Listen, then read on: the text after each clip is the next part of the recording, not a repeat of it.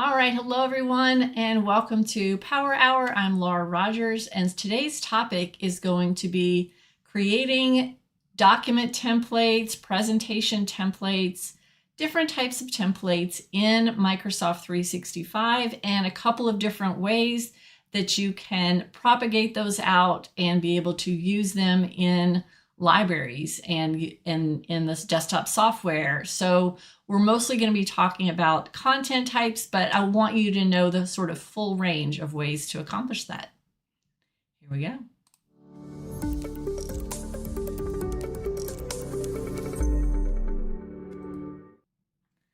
All right, again, welcome to Power Hour. I'm Laura Rogers. I'm a Microsoft MVP. I'm CEO at my company, IW Mentor. Joelle Jobson's usually here with me. She was really super busy today and couldn't be here on camera. So I sent out the newsletter the day before. You all voted for today's topic, which is those document templates as content types. So we're mostly going to be talking about content types, but there are a couple of other things that I want you all to know about, ways that you can do this. So think about in your organization, think about templates. Think about maybe you might have company policy templates. You might have a template for creating a statement of work or writing a project charter. You might have templates for like a certain PowerPoint presentation template that everyone uses in your company. You might even have Excel templates. So think about those office files and templates and ways that you currently sort of propagate those out and share them with people. And I'm going to show you a few more efficient ways to do that. So I actually have a few slides, so we'll go ahead and kick it over to the slides, and I'll talk to you about content types, and then I'll talk to you about this other way, this other method that you can use the organizational assets library in SharePoint to kind of do the same thing. So here we go. All right, first of all, what is a content type? A content type is a way to organize a document or list item and the metadata, workflow, and features associated with the item. So think about types of things like we've talked about company policies before. Think about all the columns that go along with something like that. So not just what type of file it is, but all the metadata that goes along with it. So we actually did a previous Power Hour a couple of weeks ago about document sets, and document sets are a specific content type. So that's kind of what got me thinking about, how popular that video was about document sets. Let's just like back it up a little bit and talk about content types as a concept, because that other Power Hour was just talking about document sets. So when you create content types, this gives you the ability to have various options in the new drop-down box in your document libraries.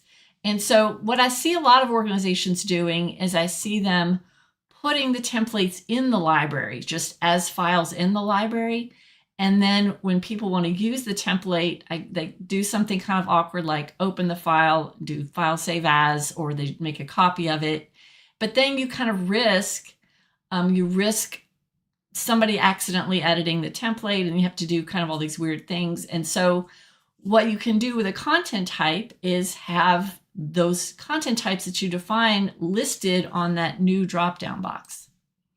So you have different types of content types. What we're mainly talking about today is anything that's any kind of document or file. You have documents, meetings, projects, vendors, contracts, purchases, think about different types of content in your organization. So again, when you're talking about a file, you're talking about an item or file that shares the same columns, which are also referred to as metadata, a document template, and even custom forms. Now, the custom forms concept is not as used. It's not as common anymore. It used to be a big way, kind of back in the old days with SharePoint, a way of having various different forms and showing and hiding fields on a form in a list. But Microsoft's come out with a whole set of better ways that you don't really need to do the custom forms anymore with content types. So the way content types work, it's important to understand this sort of tree, like this hierarchy structure, is every content type is based on another, a parent content type. Child content types can extend the parent by adding additional elements such as columns.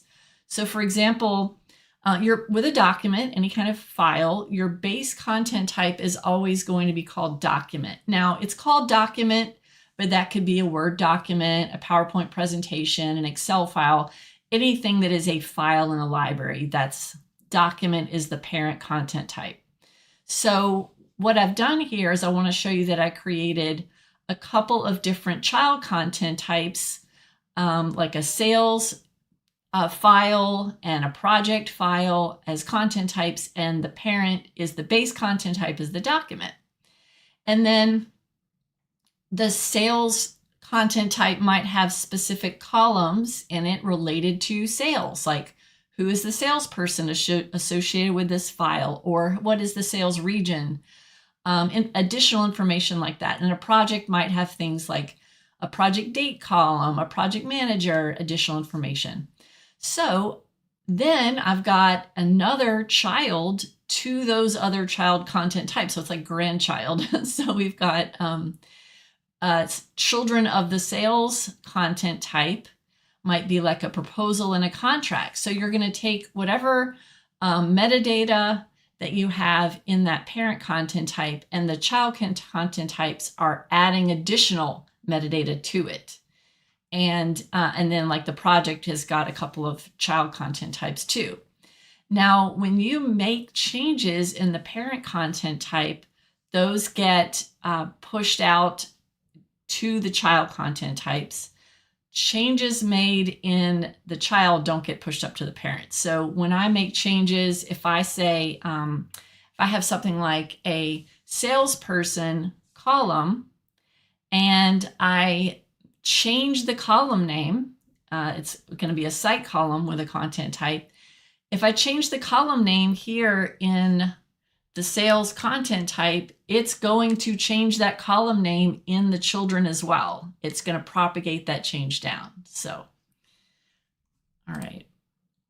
So here's this concept of trickling down. So we have content type. We have this main content type gallery, which is where you're going to create them sort of at a global level that we'll talk about. And then we have your child content types that you could create child content types also at the global level, but you could also create them on different sites. So then you could have, you could create them globally for things that you want to use anywhere in your organization, but then you're going to have the ability to create them on sites as well if it's something that you just want to use, say, like in your HR department.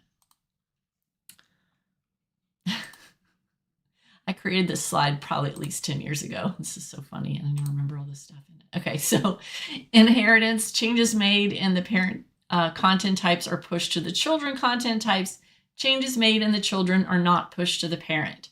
So changes made in the parent, like if I changed, for example, like that salesperson column that I was talking about, if I changed it only in the proposal content type, and then I did something else and made another change here at the sales level, that's going to override changes that were made at the child level. All right, just some basics. A content type can have multiple site columns, like I mentioned, like information about projects or sales. And a site column can exist in multiple content types. So, for example, if I have it's a pretty generic site column called assigned to, and it's used a lot in tasks.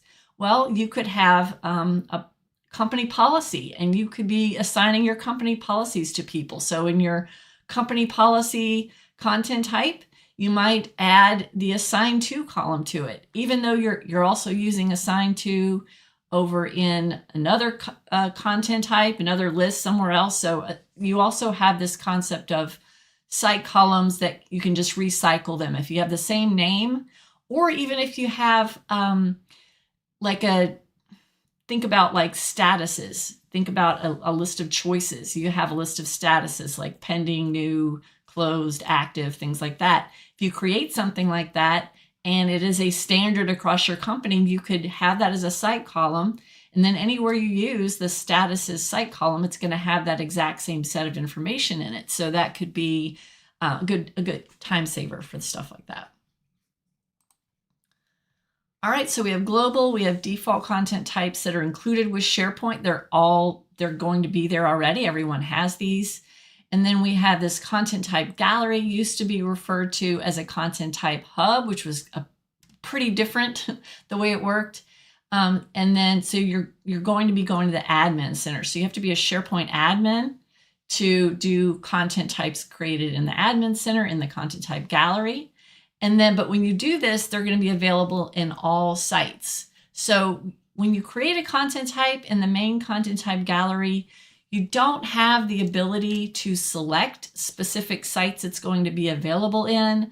Like, for example, last week I was talking about a feature called autofill columns. That was a syntax feature. And when you turn on this feature, you can specifically select which document libraries that you want that feature to be available in. Well, this, when you create them globally in the content type gallery, you're not selecting specific sites. You just basically, it can be used in any site in your entire tenant. And then local content types, you can create them within a site. And then those are going to be the ones that are just going to be for example, for one department. All right. That is the end of the slides. So now we're going to go kind of into our demo phase. So let me see if anybody had any questions as we're going. Okay, so let's go ahead and, well, I'll go ahead and create a content type and show you kind of how I can deploy that into here. So let me refresh this. Ever since I got fiber, I always have to refresh sites multiple times like that. So this is my main admin center for Microsoft 365. And I go to SharePoint. And so the first thing that we're going to talk about is that content type gallery. So we have the content type gallery here. Now what we used to have was we had a create content type button and we had a create site column button. Now we just have create content type. So every site column that you create, you have to create it within the context of creating a content type. So if you are watching this and you've done this a long time ago and you used to use kind of the old school way of the content type hub and content type galleries, this is going to be slightly different.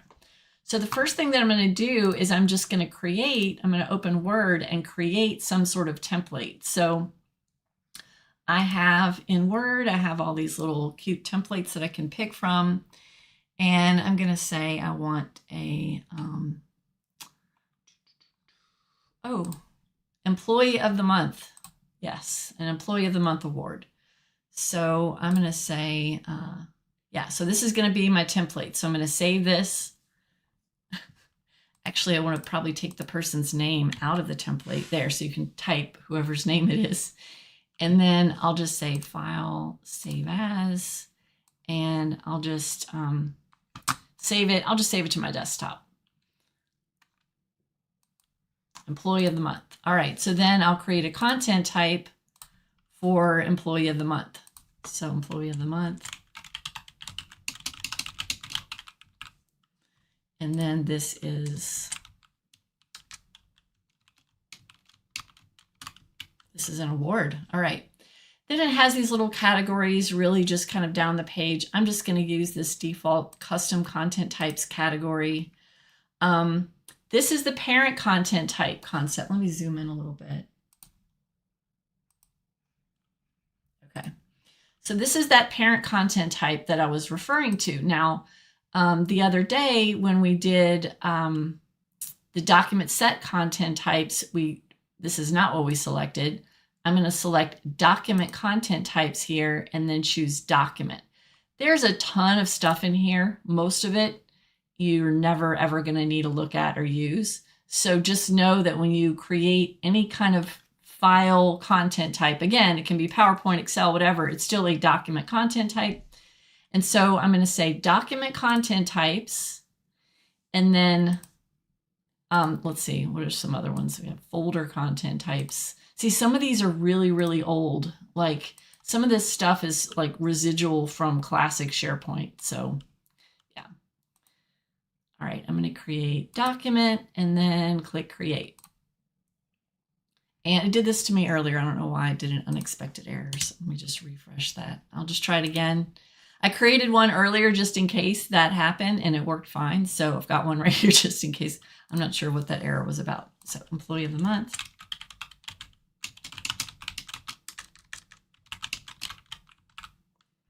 And again, document content types and document and create. There, it worked. Okay. So now that I have my employee of the month, now this is where I can do a few things. So first of all, if I click edit, I could just change the name and description and category of it. We'll do publish last. And then of course I can delete it. And then the settings are going to be, the advanced settings are going to be where I put that template in here. So what I could do is if I wanted to, I could have a location in SharePoint that I've already put the files. So I could enter the URL of a specific document library. So if I have just already put templates in a certain place in SharePoint and I just want to refer to them and I'm not uploading a brand new file, I could literally just put the URL of the existing document template, just the link directly to that file. It's actually easier to just do the upload thing. So let me see. Here are all my little fake files here. And all those company policies that we use in all our demos. Okay, so now I navigated to my employee of the month template and choose whether this content type is modifiable, which means that anybody that's using it wherever it propagates down to would be able to make changes to it in other places, not necessarily right here in the admin center. And then if obviously nothing is currently using this content type because I'm still in the middle of creating it, but this is where if I was making changes to an existing content type, I would say I want to go ahead and push those updates out to wherever that content type's being used. So now I've uploaded the file, and now I can decide whether I want to have site columns. So when I click to add a site column, and again, site columns are just metadata. So think about any columns you have in your lists and libraries. And when you add site columns, wherever you use this content type, those columns will arrive in that library. So do I want to create a new site column or add from existing? So this is where I was referring to all these existing. Now your tenant is going to have all these. All these are pretty generic, but you have all these existing content types. So if I say created a list, a content type, a column, and I called it divisions, and I had all my company's major divisions listed in there as choices, then I could just use that same content type everywhere and just have that list of divisions in there. So I'm not going to pick an existing content type. I don't think, site column. I don't think there's anything that exists in here that I need. I'll just go ahead and create a new one. And I'll call it employee of the month. I'll call it employee name. And that will be whatever the employee of the month's name is. And then when I have, just like creating any kind of column, I have the ability to say what kind of column it is. So this is going to be a person or group. And again, this category thing is really just how they're organized. When you look at the list of all the site columns and content types, this is really just for you for organization purposes. It doesn't really have a technical reason as far as how it's, the implementation of this. So just like when I'm creating a person column in a list or library, I have the same settings that I would have here. So do I want to allow selection of group, profile picture, just all the different options that I would have. There we go. Okay. So I have employee name, and then I have, let's see, we have all these different categories here. I'll just say status. Just for fun, we're adding a status to this Employee of the Month content type. All right, so now we have content type. We have in the advanced settings, we have put the template in here. I can even edit the template directly with this edit template button. And then we're at now the next step. So that's the first step, is just to create the content type in the content type gallery. The next step is to go ahead and decide where I want to use that content type.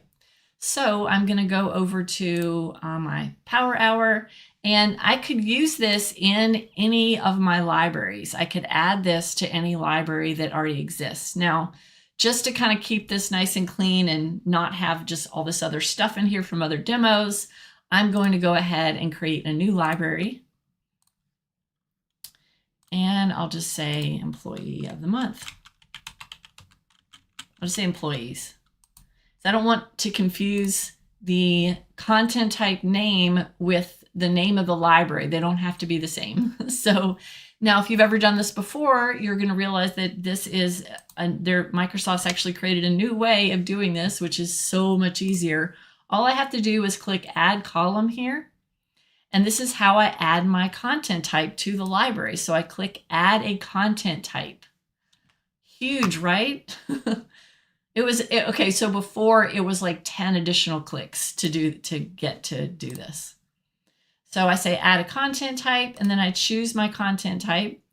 Oh, I didn't publish it. Okay, there we go. So that would be the next step, to publish it. Y'all are probably yelling at me in the chat and not even looking at it. Okay, yeah, publish. So I've got to publish my content type. Notice that it gives you options for unpublishing and republishing too, but publish is the first thing that you're going to do. All right. Okay, so now it's published. So now that it's published, if I ever go look at publish again, I have the ability to unpublish it. And then when I'm making changes to it, if I change some of these columns, add columns, change their names, change what the choices are, anything I do, I have to go click republish to push those changes out to any place that's using this content type. So again, you're managing this in a central location. So if you think about a company policy template. If you have a company policy template, you're managing it from this one place, then you make changes, you push it out, then every library in the entire tenant that's using that template is now going to have the new template. So it makes it very efficient to have a nice standard place to have your templates and a nice standard way that they can be updated from one central location. And also, if you have all of your templates in a library, and if I was just using the URL, like I mentioned, you could just put the URL to a template. If it existed in a library, you could have one person, like somebody on your communications team, and they're the only person in the company, or a certain team of people, the only ones in the company that have access to that document library. They could be editing them in there, and then the changes, you'd still have to go in here and click publish when you make changes to it, but yeah, those central changes would get pushed out. Okay, so now I've got add column, add a content type, and hopefully we'll see it here. There we go, Employee of the Month. So notice I can add multiple ones. So this is the contract document set. That's the one we created in the previous demo talking about document sets.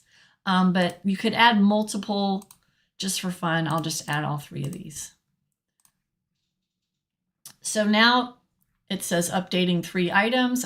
It's adding all 3 content types to this library right now. And now they're added. The library doesn't look any different though. So what it's done is it's added all the columns from all the content types, and it's put them all in this same library. It just doesn't add the columns to the default view. So let's go look at the settings here. So go to library settings, more library settings. And notice that now I have this additional section here. By default, the content type that each library has, just anytime you create a library, it has the document content type. So most files in your whole organization are going to have the document content type. But now I've got these 3 additional ones that I've created, And notice that all the columns now, each column tells me which content type it came from. So like created, of course, is just the created date. So every content type uses that one. But notice the employee name is from employee of the month. Status is employee of the month. And then I have this contract liaison, contract status. Those are the ones that I had created in this other content type. So basically what it does is when you add that content type, like you saw me do, it turns this allow management of content types to yes in your library. So this automatically gets set to yes. So now I have all these content types. Now let's just go see what I can do with that. I could add some columns here. So I'll say, I'll just add a few of these, assigned to employee name. So then I've got just some additional columns now. And those were columns that came in just from various content types. So now look at my new dropdown. So now I can see that document is the one that was already in here. That was just every library has document. And I have the 3 new ones that I added. Now, if I had added a PowerPoint presentation, it would say, it would have the PowerPoint logo, it would have it listed there. So now when someone goes to this library and they're creating a new file, they can just pick from that template just when they're creating a new file, and they don't have to go find the template. So now here, say Laura, yay me, I'm the employee of the month. So, so I'll just call this one Laura and save it. All right, so now my file is called Laura, I'm employee of the month. And now I've got, what about the metadata? So now the metadata that you add for each content type is going to be in the form for that content type. So let's see, go to the details and I'll say edit all.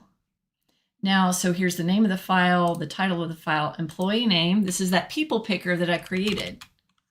So the people picker that was the one that I added as a cite column in the content type. So remember, I added these as cite columns for the employee of the month. Notice that my library has all these other columns, but since this is an employee of the month content type, this file, it's only giving me the employee of the month fields to fill in. So when I earlier in the slide, when I mentioned custom forms, this is kind of a way of having a custom form because the form's only showing you the fields for that content type. So I'll do another one. I'll do this other, was just a test that I had. It's kind of ugly. And it looks way different in the web version than it did in the online version. It's got like Contoso proposal. And I'll just make this, I'll change the font color so it looks better. And test. So now I'm creating a Contoso proposal.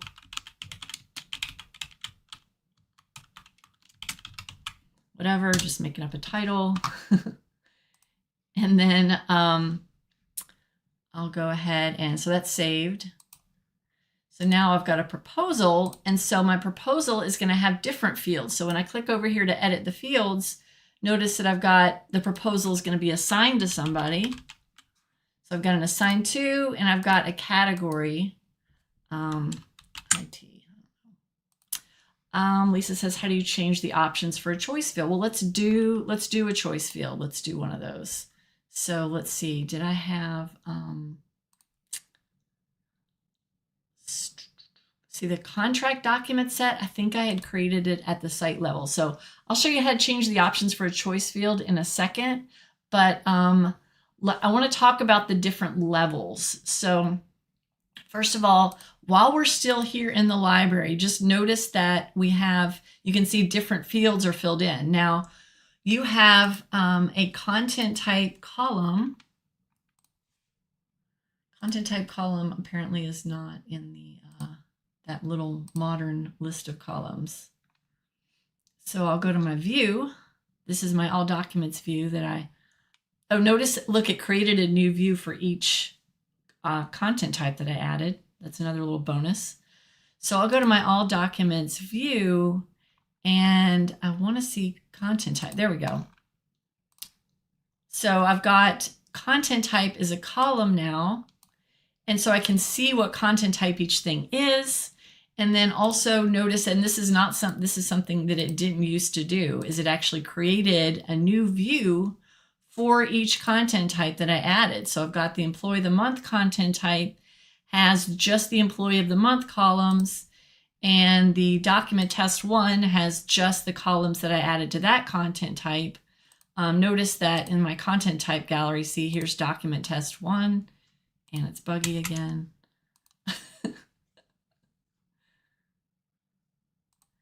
And those are its site columns. So that's pretty cool that it automatically creates a view for each content type, and it puts a filter on each view saying content type is document test 1, and then content type is employee of the month. So these are really just 3 different filtered views, and each view is automatically putting the right columns in it. Now this is kind of a weird thing. What I could do is I could still edit those other columns. So like I've got contract liaison is just a column that's from that document set content type.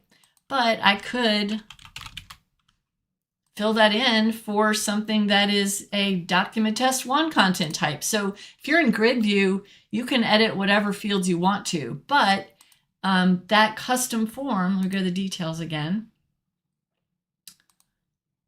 is the custom form is still only going to show the columns that are in that content type. So notice that I edited the contract liaison column for this one, but it's not even showing in there.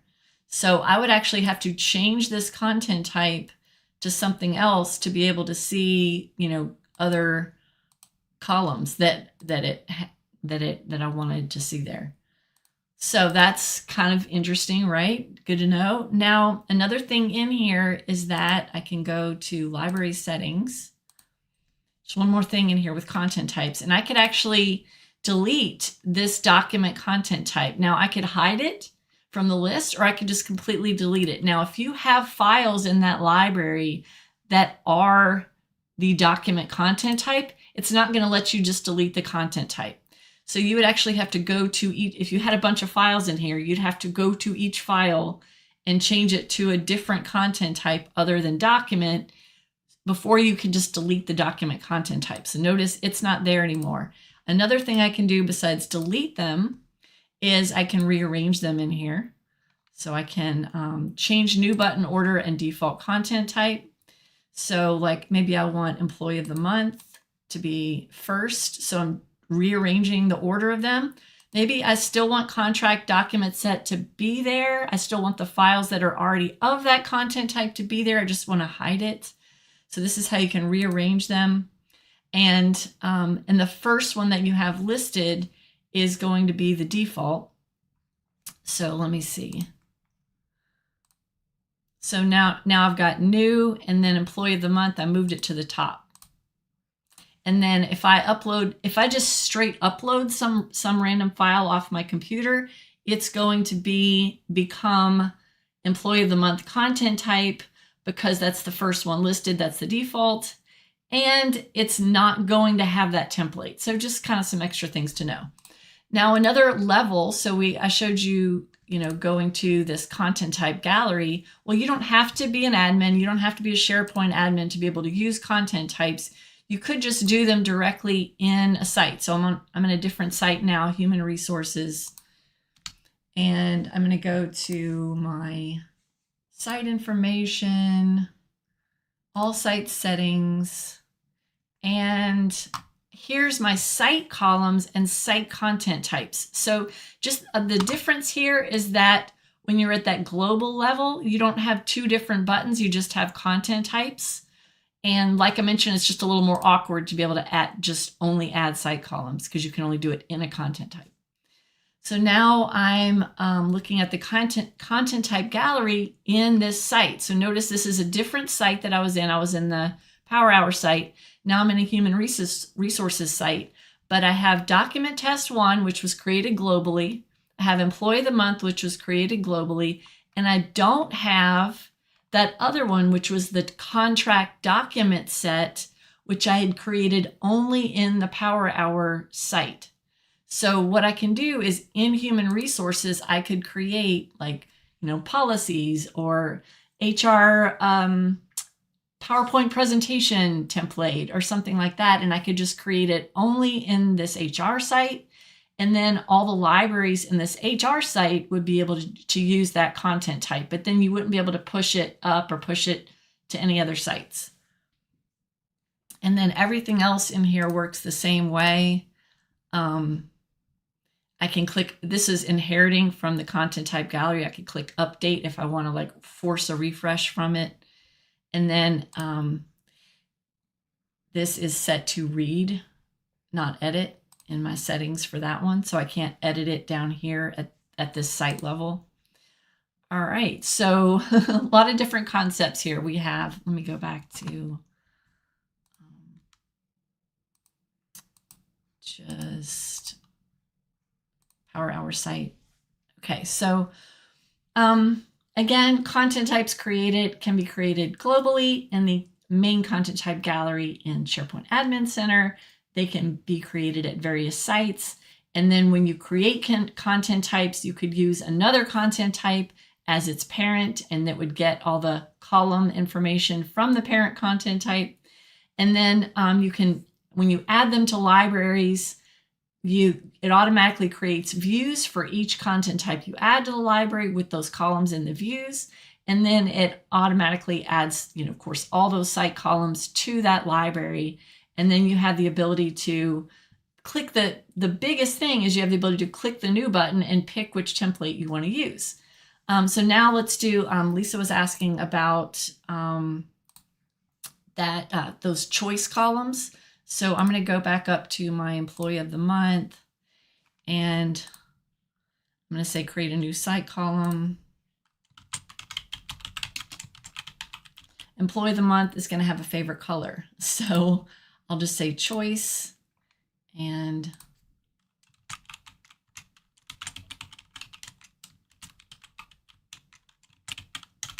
there, it happened to make the red one red. Okay, so now I've got choice content type, and I'll just not put a default value or any other options. It's just going to say favorite color. So now I have to go publish this. So I'm republishing it on top of whatever's already there. And now Lisa, what it's going to do is it's going to let me, so hold on, let me go to that library. Now I was on the employees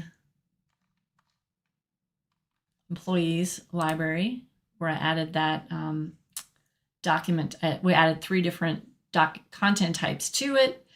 And now did it automatically add, it didn't automatically add it as a column in the view, which that doesn't surprise me. Let's go see if it added it in the library already.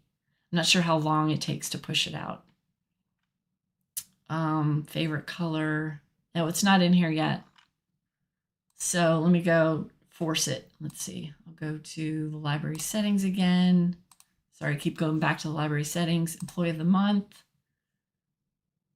Let's see. Parent is just employee of the month. Yeah, it doesn't, it's not giving me a refresh button here in the library. Let me go to the site, level where the content types are. So site information, view all site settings, and that's how you get to the site content types. And so you can't refresh it from the library. You have to go up to the site level, go to the content type, and it says updates are available for this content type. Please update now. And now we have favorite color. And so now the question is it going to automatically create those columns in that employee library, in that view in the employees library? No, it did not. but it is, I'm pretty sure it's in the, yep, favorite color. So again, it doesn't surprise me that it didn't automatically add that, but now I can go look at the details and go fill in my favorite color, blue. And so you were asking about editing the choices in the choice column. So if I go to this library, Lisa, and I go to favorite color here, I can edit the choices, and I can also do it from, let's see, I don't have it on this view. Let me go to the other view, sorry. Favorite color, column, edit. And so I can edit them, but then the thing is, next time that content type gets updated and published, it's going to wipe out whatever changes that I make here at the library level. So that's the trick with editing them once they've been pushed down to the library. Then still the main source of truth is the main parent content type, and it's going to push those changes out to the libraries. Okay, let's see. What do you think? Now, if I create a content type, let's see. Can you create a content type document template for Microsoft Form?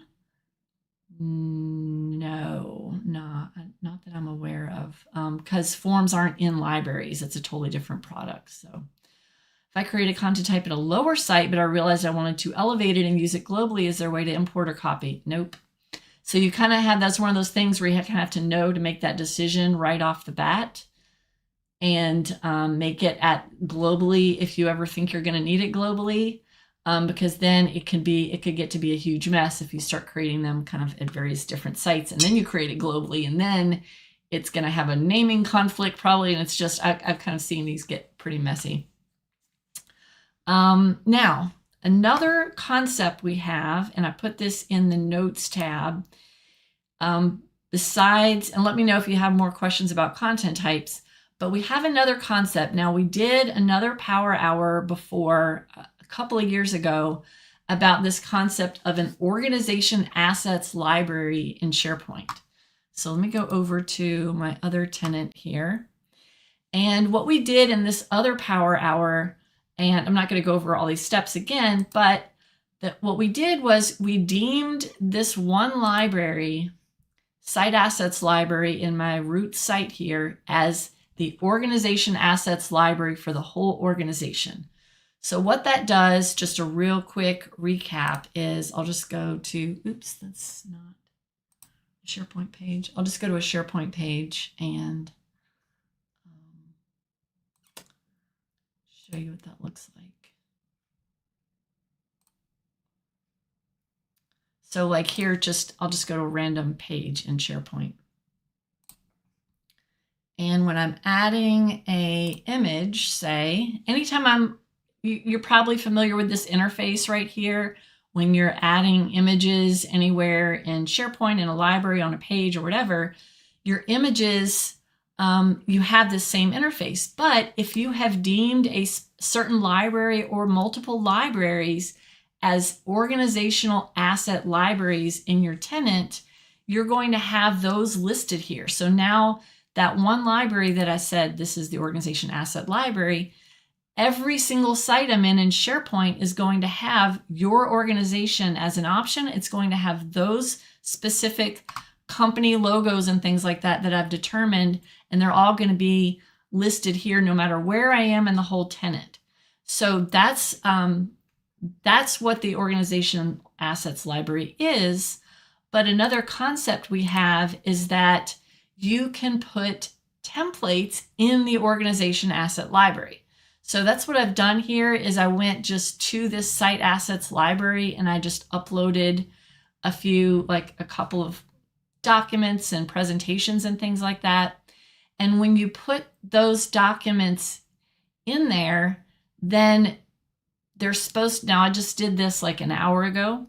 Then when users are using the desktop software for that product, like if it's a PowerPoint presentation file or something like that, or a Word document template, it is going to be in the File New list. So if I do File New, like in PowerPoint, your company is going to be listed here as a third option. So I have Office, Custom, and so when I'm on the new screen, and if I've used this organization asset library concept, I'll be able to have those assets be in everyone's software to be able to pick from as a template. Does that make sense?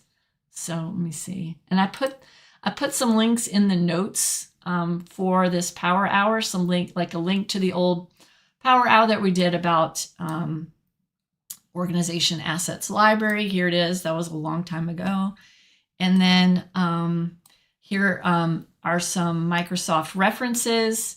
And then since we were talking about document content types and metadata, I went ahead and just gave you a link to this old quick parts concept that we did Power Hour about in 2014. It still exists. And that concept exists, and it just kind of a real quick recap is you can insert quick parts, which are metadata, into your documents. And so the columns from the library, the data in those columns would show in the document. That came out in 2010. So it's kind of an old concept, but it still works. But here, yeah, this is all the information about that organization assets library and how to set one up. It requires running a PowerShell script. So that's why, kind of had already done that. But supposedly, and I've seen examples of this happening, but they say it takes like 24 hours for it to go into effect, that it's supposed to show up in when your users are logged into your tenant and they are clicking the new button, creating a new file, your own templates from your company are supposed to show here as templates they can pick from. So, and again, it's supposed to be like in a little third category here. What else? So, and then the other thing another cool thing about that is that I thought I put, there's a concept, and I did run this command on mine, but you can connect your organizational asset libraries to Copilot for an on-brand experience. So this is super cool. Now, this doesn't necessarily have anything to do with document templates, but it looks like it's a pretty new feature that just came out in April. And I just happened upon this because I didn't realize that it existed. And I thought this was a perfect opportunity to mention this. So what you can do is if you have an organizational assets library, you might have already run, these PowerShell commands that you do to do that organizational asset library. Let me zoom in a little. And so this is how you create one. And again, this is what we did in that older Power Hour. You tell it where your organization asset library is and all that stuff. But this new thing is Copilot searchable, true or false. So you could go if you have an existing org assets library, you can run this command in PowerShell and say Copilot searchable, true or false. So what that does is, and here's what it describes. It says, it's describing how it works. So if you have your Copilot, Copilot searchable equals true, then when I'm using Copilot anywhere, just having a conversation with Copilot, like in this example, I'm in the Copilot panel in a Word document. When I'm talking to Copilot, if I use the terms brand or enterprise in the prompt, like add a brand image of a warehouse, that is going to query the organizational asset library for any images with that associated metadata that matches the word warehouse. Is that cool or what? So I have files that have like computer classrooms and different things having to do with training in my organizational asset library.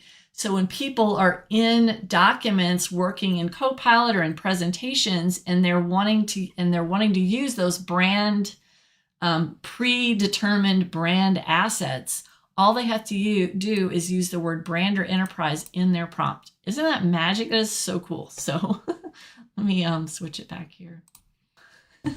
So yeah, we covered it. It was a kind of a wide variety of ways to think about this document template concept. So again, as a recap, you have a content type gallery. And when you're in the SharePoint Admin Center, you have content type galleries on each SharePoint site. So you can create them at different levels. And then you could add any content type to multiple libraries.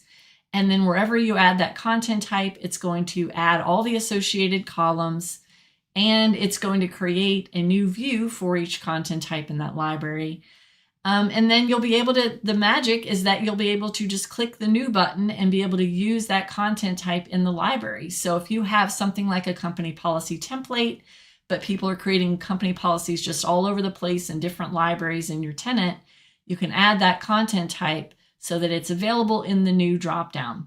And then the other concept is the organization assets library. And when you put files in your organization assets library, then people in your company using just the creating new Word documents and new PowerPoint presentations in Word or PowerPoint or Excel, they're going to have those files listed as templates that they can pick from. So that's pretty exciting. It gives you a lot. I know this is kind of a big thing that organizations have. Everybody has templates. You have different ways you want people to use certain templates. So these are just a few ways that you're going to be able to push those out. All right, thanks everybody for coming, and I'll see you at the next Power Hour. Go to iwmentor.com, click schedule, and also I've got a ton of training out there that I've created for all these products: SharePoint, Power Apps, Power Automate, Teams, and all these Microsoft 365 apps, all geared towards power users, business users in Microsoft 365.